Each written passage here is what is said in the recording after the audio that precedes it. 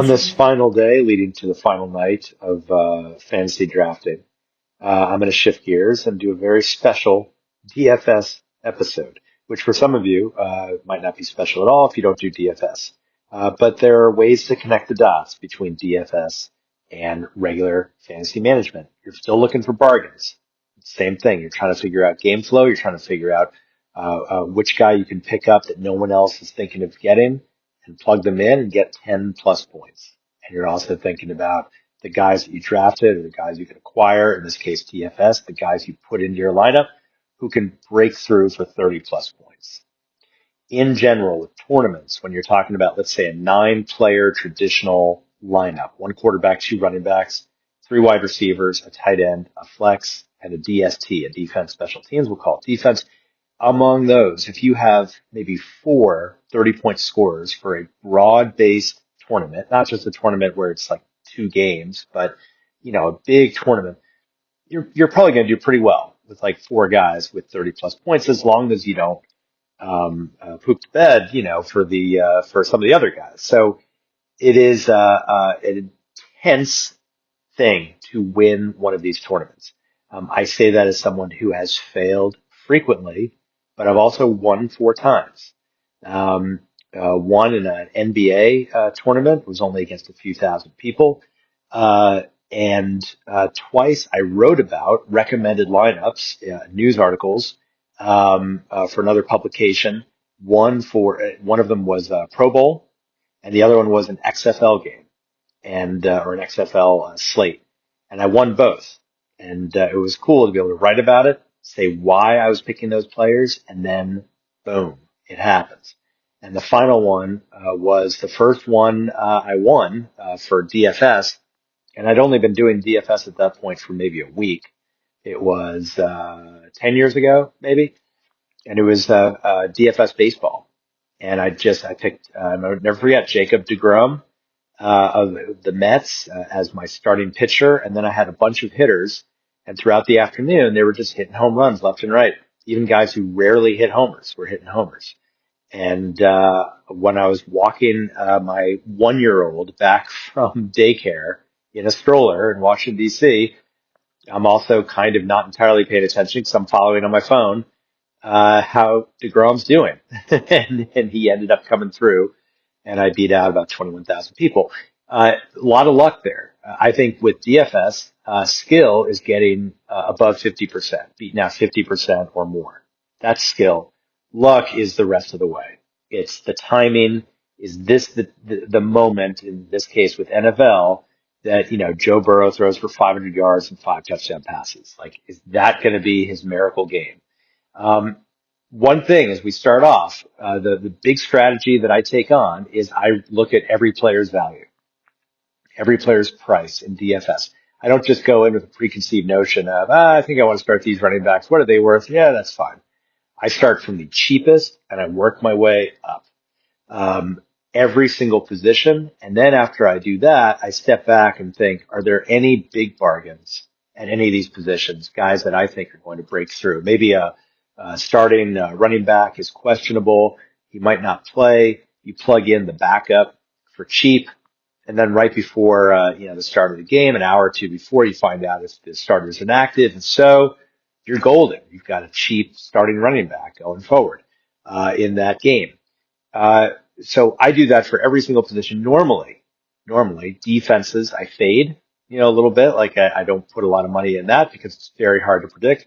And I also don't put a lot of money in tight ends. Why? As some subscribers know, and I guess readers, and maybe I've shared it with a lot of people now. So I'll share it here, is that over the last 10, 15, 20 years or so, tight ends among quarterbacks, running backs, wide receivers, and tight ends are the least likely to get 40 plus points, least likely to get 30 plus points, in a given game. And it's not even close. I mean, a tight end's a fraction of the time get big payouts. So why are you spending, let's say, $7,000 in DFS funds on a tight end that might get you at the most realistically 18 to 20 points when you can spend the same amount on a running back or a wide receiver who could top out at 35 to 40 points and sometimes more?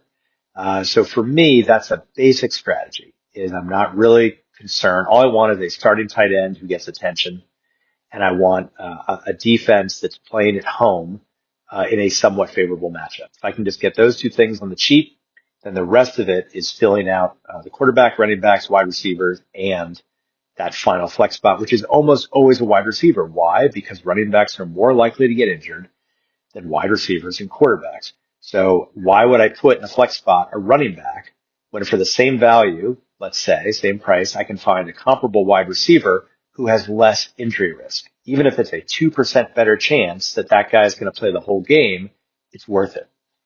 Starting with quarterback, I'm doing a slate here on DraftKings. It's all the Sunday, 1 o'clock, 4 o'clock Eastern time games. So there's 12 games in all, 24 teams. Went through all before I recorded this. I'm not going to waste your time going through every single player because why would anyone want to listen to 1% of that? I mean, that's awful. So I've already done all that work. Imagine this is a cooking show and I'm talking through it, and then I take out the bunt cake or whatever that's already made, saying this is what it looks like. So that's what I'm doing right now. I'm taking out the cake so you can see and decide whether the cake looks like crap. My quarterback is Joe Burrow, $6,900 DFS dollars in a $60,000 salary cap.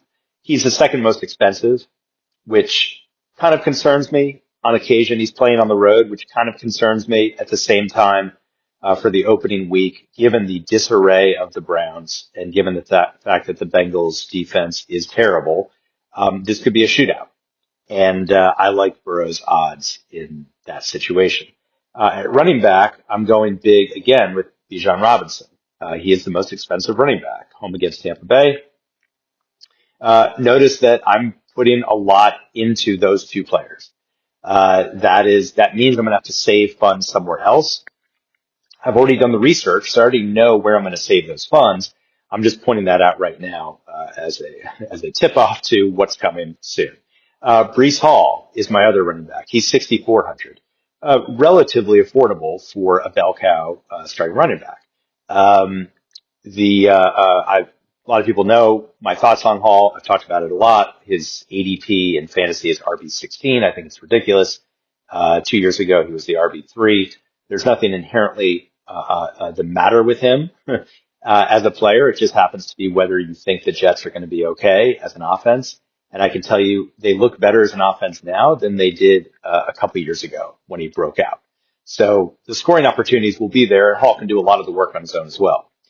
At wide receiver, this is a really pivotally important part, or pivotal part instead of pivotally important. I think I could have done that better.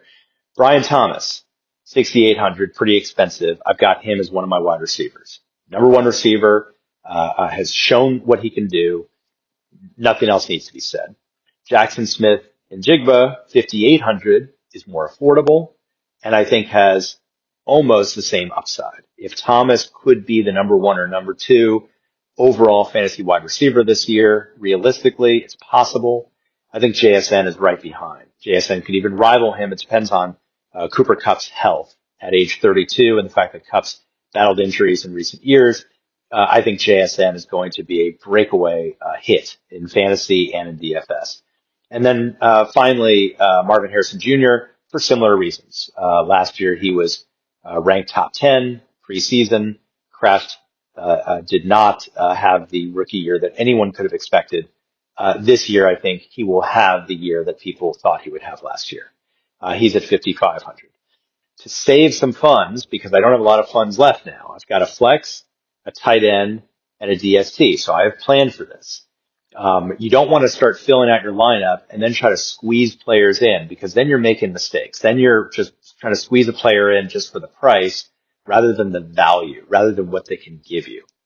So Emeka Egbuka, 4,600. It makes sense to me. He's starting opposite Mike Evans. Kate Otten is maybe questionable. Maybe he'll be fine, but Otten's been battling injuries. We know that Chris Godwin's out. We know Jalen McMillan is out. Egbuka has a chance as a rookie in his first NFL game to do some damage. I think for 4,600, it's worth finding out. Mason Taylor, another rookie. I'm not usually heavy on rookies in week one in DFS, but I'm making an exception here because I really like the core guys that I'm starting, and I'm willing to roll the dice on a guy like Taylor who could this season be the number two receiver for the Jets, or number 3 on the team in targets if you count both Garrett Wilson and Breece Hall. Mason Taylor might get off to a slow start. I have no idea. I also know that it doesn't make sense to me to go overly big on tight ends because they just don't have the breakout performances at the frequency that the other positions do. And finally, I've got the Jets defense. I have 2,900 left. The Jets are 2,800. Let's go for it. They're home against Pittsburgh. I like home defenses in general.